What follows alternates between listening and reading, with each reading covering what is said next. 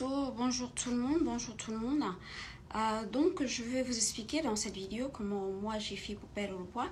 Il est important que vous sachiez que je suis née grosse, c'est-à-dire 4,5 kg à la naissance, demandé à ma mère. Donc, je suis ces personnes qui grossissent pour un rien, pour un an. Et donc, il est difficile pour moi, mais les problèmes de surpoids, je les connais. Alors, j'ai par le passé essayé beaucoup de régimes. Régime du camp, régime hyperprotéiné, régime ceci, régime cela.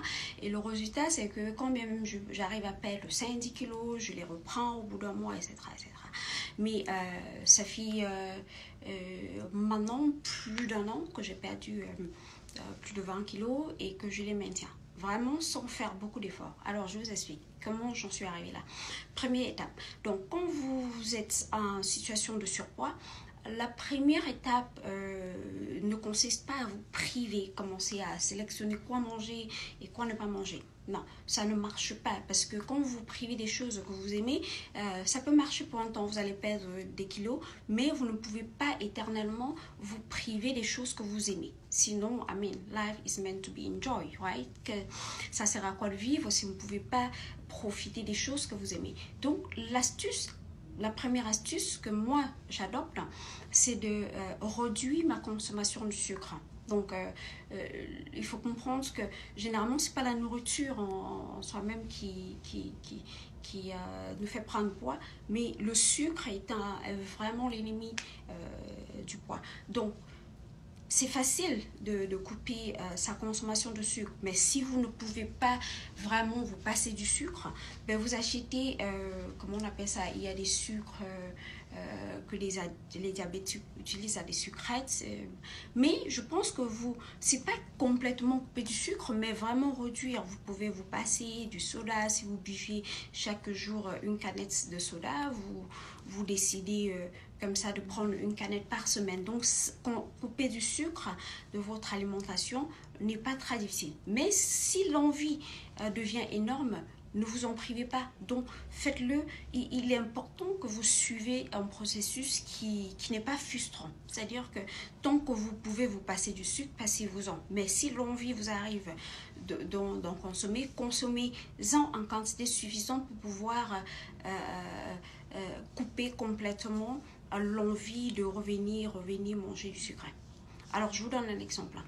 Moi, pour couper l'envie de manger quelque chose de sucré pendant un temps, qu'est-ce que je fais souvent? C'est-à-dire que si j'ai envie de manger du chocolat, par exemple, au lieu d'acheter une part de chocolat et manger un petit morceau, comme le recommande beaucoup de diététiciennes, moi ce que je fais souvent, c'est que j'achète carrément 1 kilo de Nutella. Je peux acheter un bol de Nutella comme ça, je prends une cuillère à soupe et je m'assois et je bois carrément comme si c'était une soupe. Donc je vais boire du Nutella au point où j'en suis dégoûtée, au point où je ressens l'envie même de rejeter.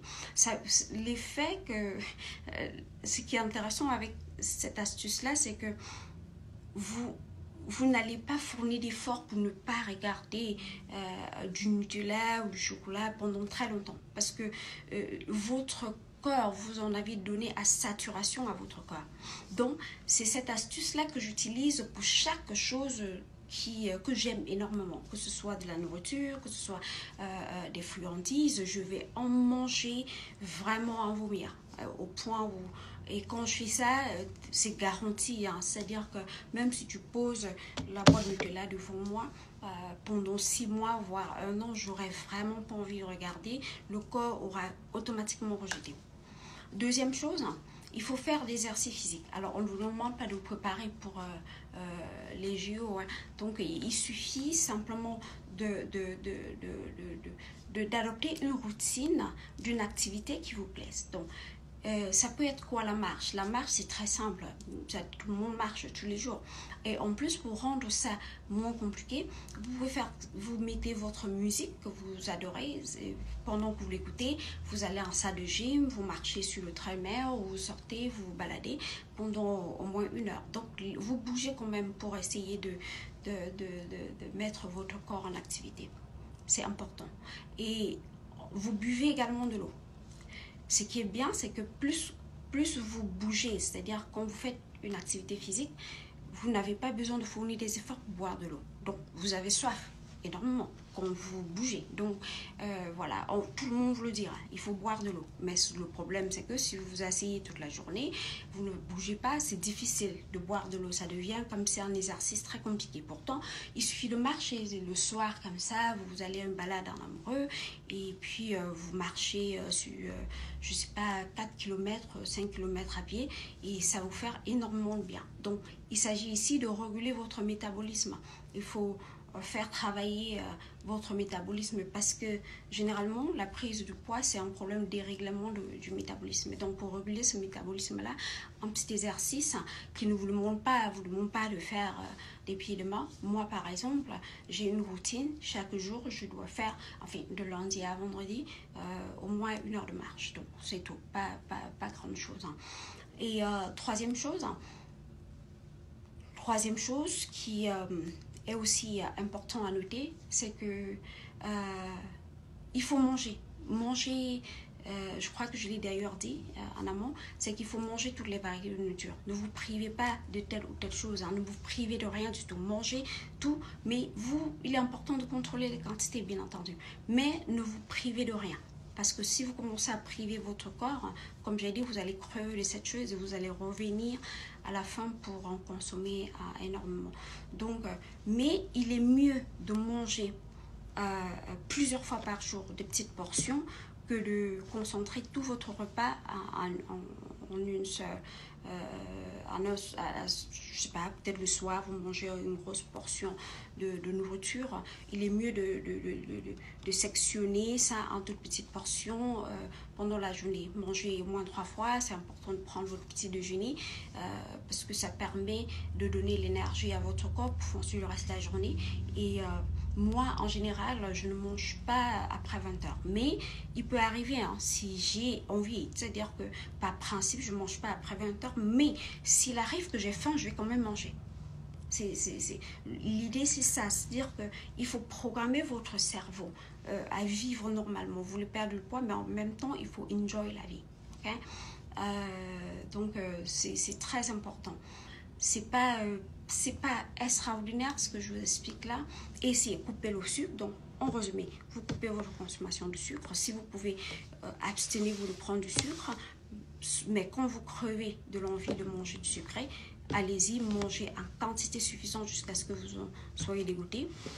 Mangez toutes sortes de repas, mais de manière étendue dans la journée.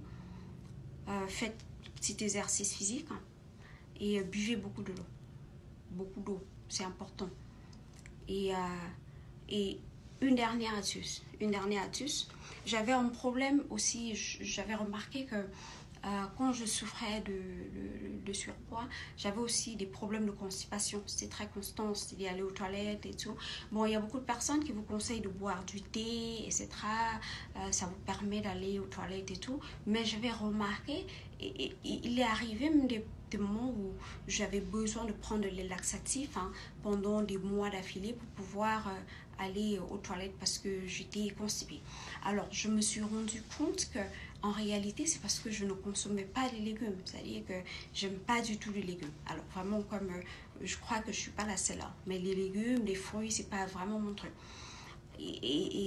Mais, c'est trop drôle, mais